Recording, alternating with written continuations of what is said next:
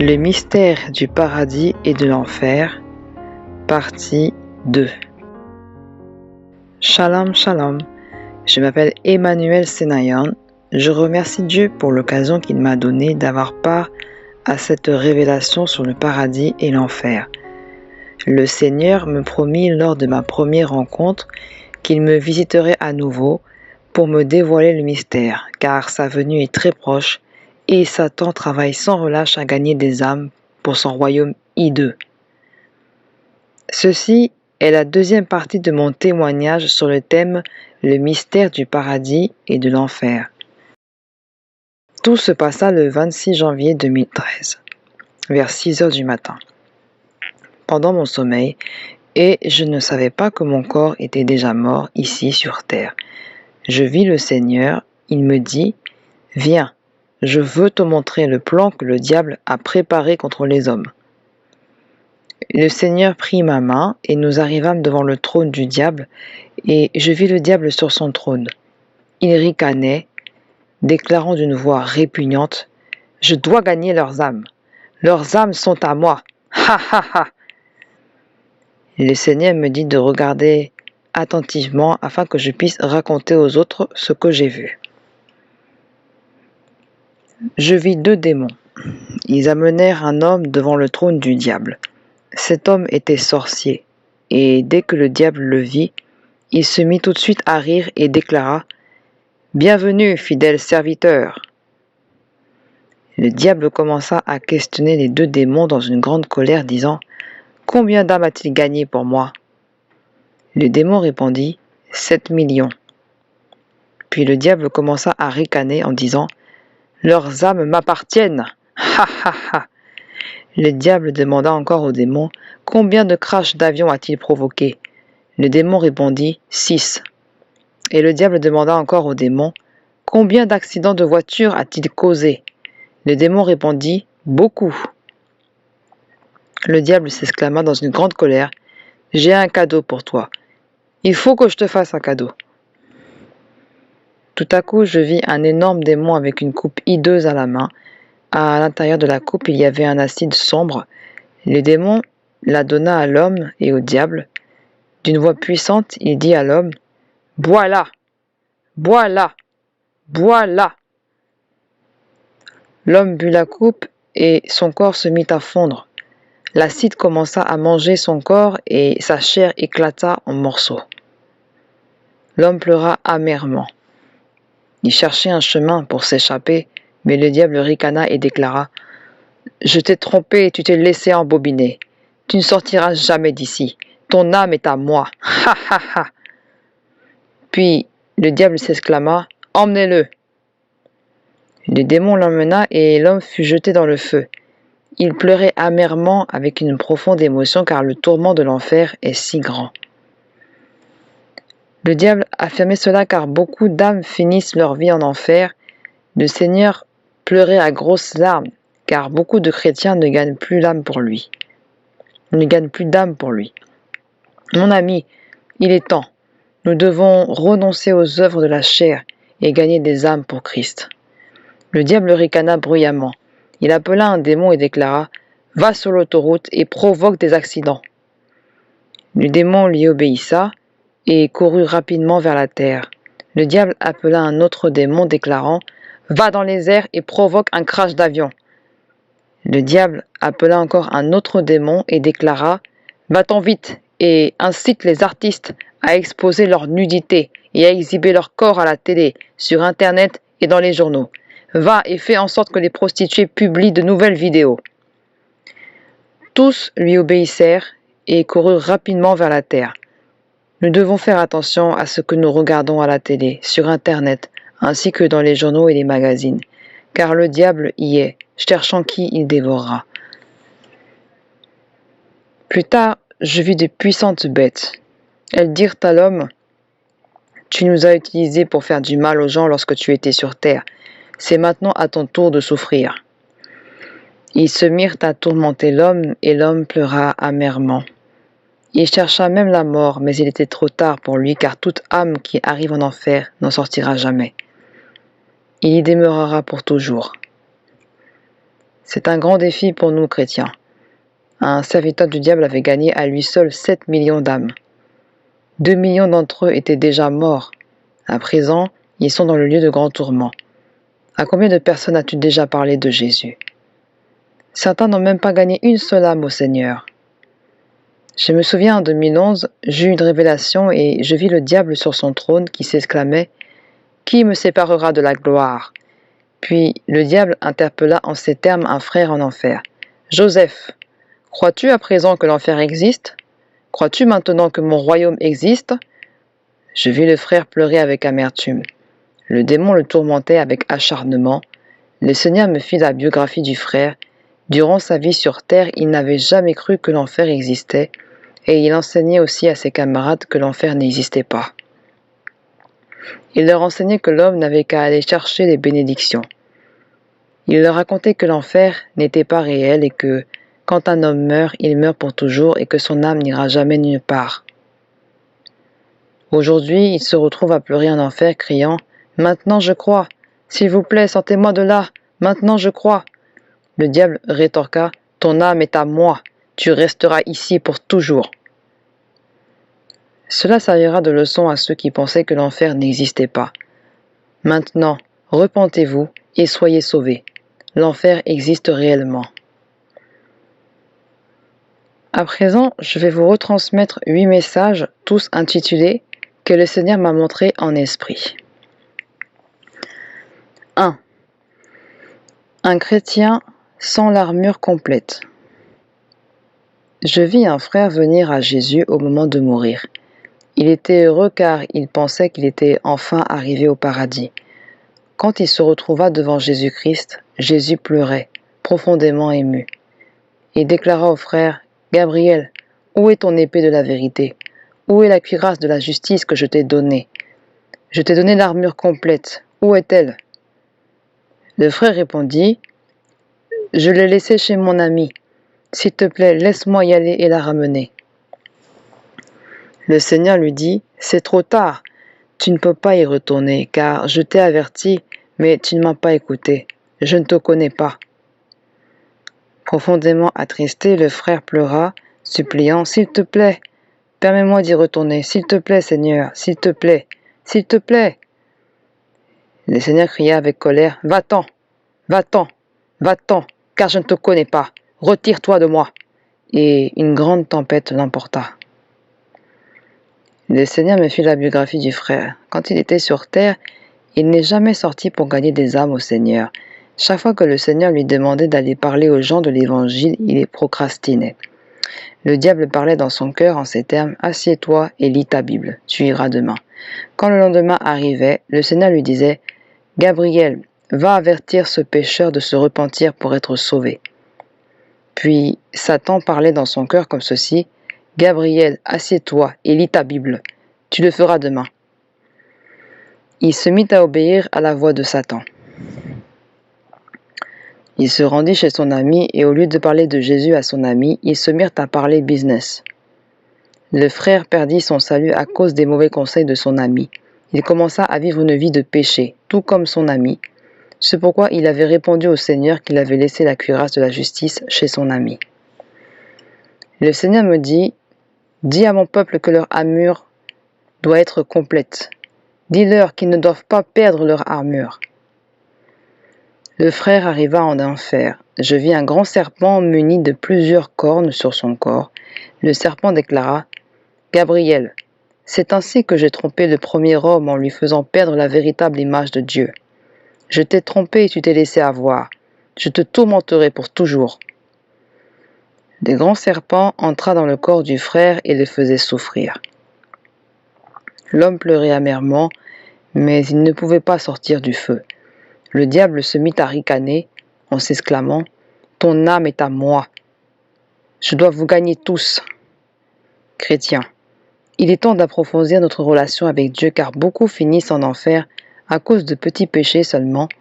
Nous devons confesser nos péchés et les abandonner car les standards de Dieu sont une valeur sûre. 2. Le roi Saoul en enfer. Le Seigneur me dit « Viens, je veux te montrer un roi. » Je vis un homme enchaîné à un trône. Un démon le tourmentait furieusement. Le Seigneur me dit que c'était le roi Saül. Quand le roi Saül me vit, il me dit, « Tu es ici? Va, et dis à mon peuple que je suis ici. Dis-leur qu'ils ne devraient pas désobéir à Dieu. Dis aux enfants d'Israël qu'ils doivent obéir à la voix du Seigneur. Ma désobéissance m'a mené à cet endroit. S'il te plaît, dis-leur que l'enfer existe. » Il criait à l'aide, mais le démon continuait à le tourmenter. Le Seigneur me dit alors, « Tu dois leur dire ce que tu as vu. Si tu ne leur dis pas, tu seras jugé. » 3.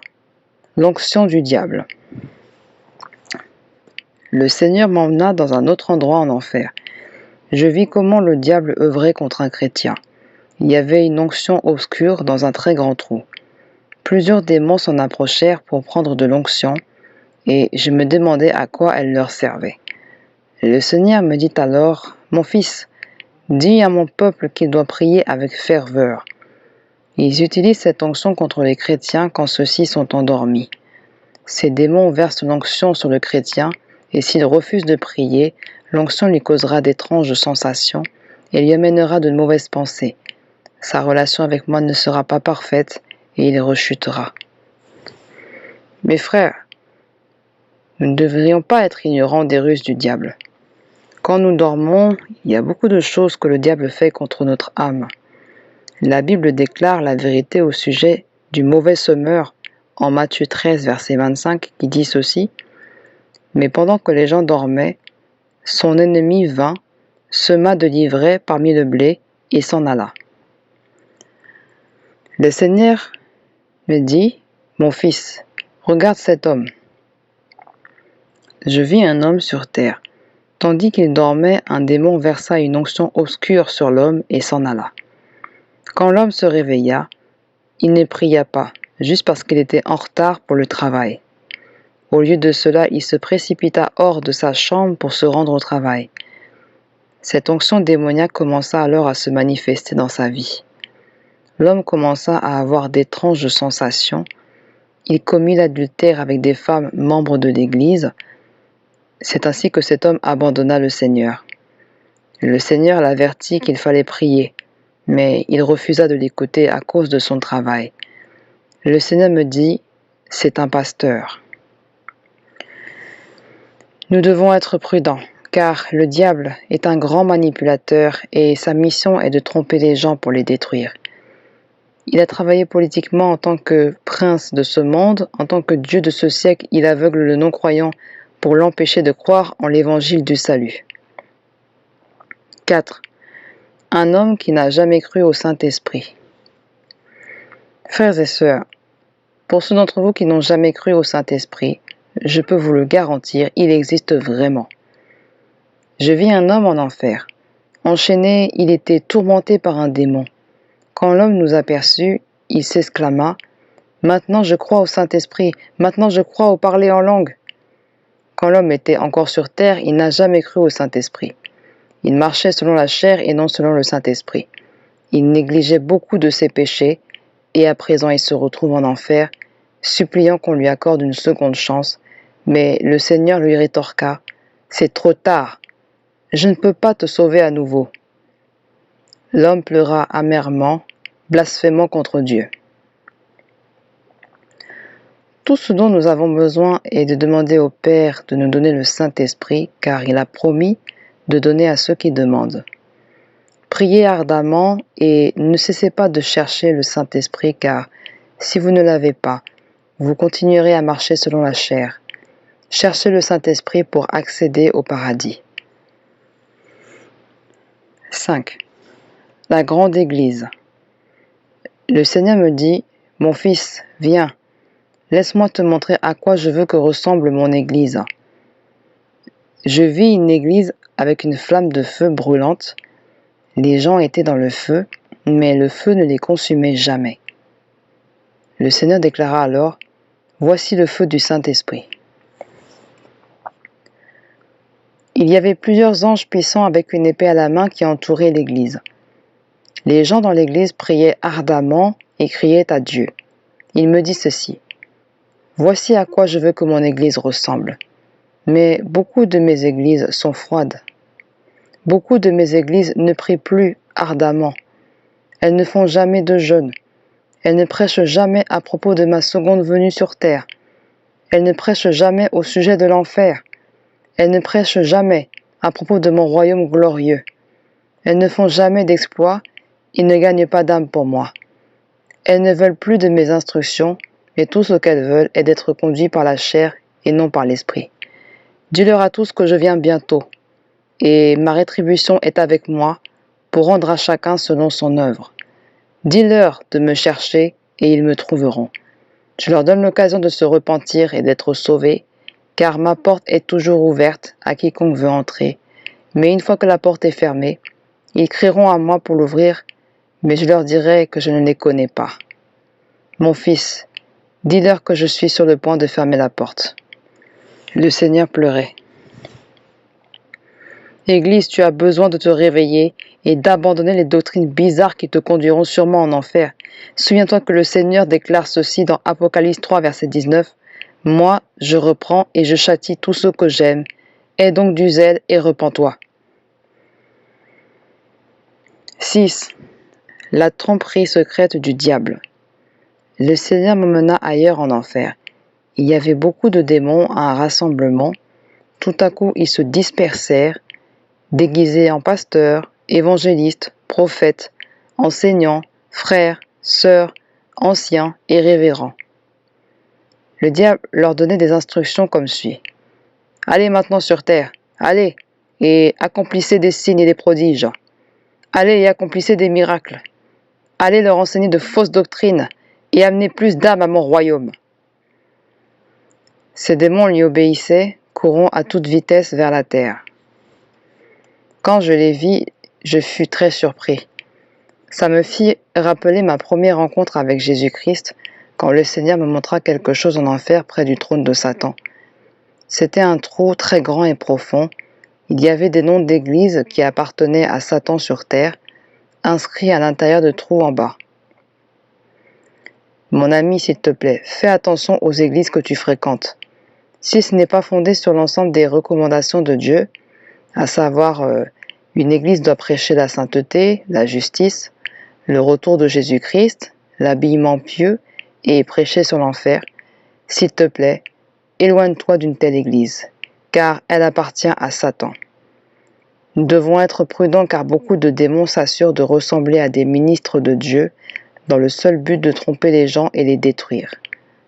Le Seigneur me dit, « Je n'en suis pas le fondateur.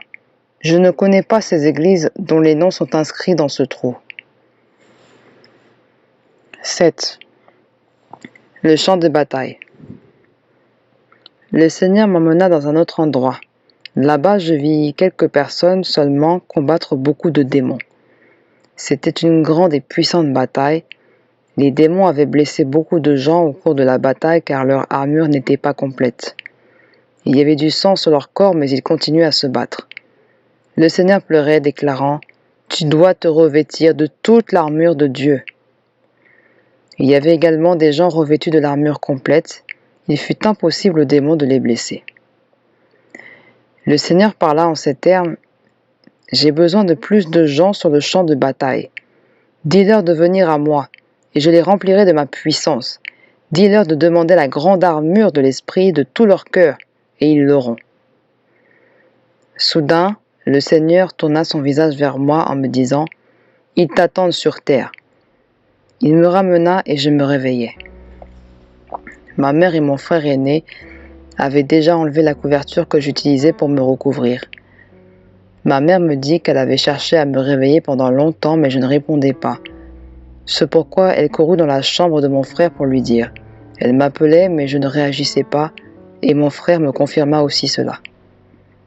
Ils pensèrent que j'avais un problème au niveau sanguin. Même quand je m'étais réveillé, ils étaient là debout à m'appeler en criant. Ma mère était presque en train de pleurer. 8. Sois sage.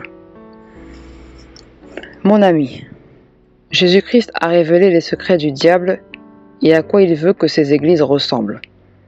C'est maintenant notre tour de faire ce pas vers le salut.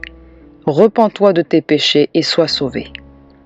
Si tu es pasteur, ministre de Dieu ou chrétien rétrograde, s'il te plaît, réveille-toi et reviens à Jésus. Il te recevra. Le Seigneur a promis de me visiter une 3e fois. Il dit aussi ceci: je viendrai te visiter et te montrer plus de choses sur le paradis et l'enfer. Je te visiterai le 9 février 2013. Réveillez-vous, chrétiens.